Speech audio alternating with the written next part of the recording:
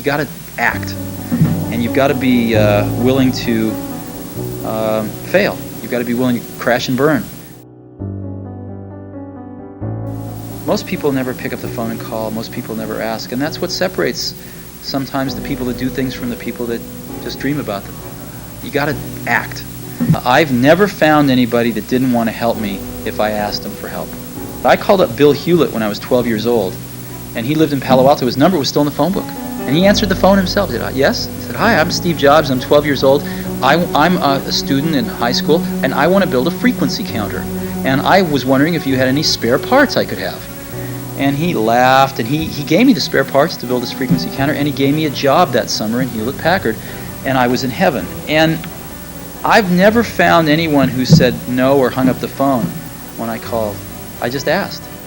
When you grow up, you tend to get told that the world is the way it is, and your life is just to live your life inside the world, try not to bash into the walls too much, try to have a nice family life, have fun, save a little money. But life, that's a very limited life. Life can be much broader once you discover one simple fact, and that is everything around you that you call life was made up by people that were no smarter than you. And you can change it. You can influence it. You can build your own things that other people can use. You got to act, and you've got to be willing to fail. You've got to be willing to crash and burn. You know, with people on the phone, with starting a company, with whatever. If you're afraid of failing, you won't get very far. The doers are the major thinkers. The people that really create the things that change this industry are both the thinker-doer in one person.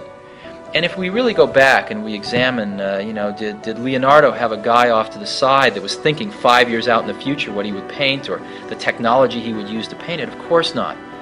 Leonardo was the artist, but he also mixed all his own paints. He also was a fairly good chemist, knew about pigments, knew about human anatomy, and combining all of those skills together, the art and the science, the thinking and the doing, was what resulted in the exceptional result.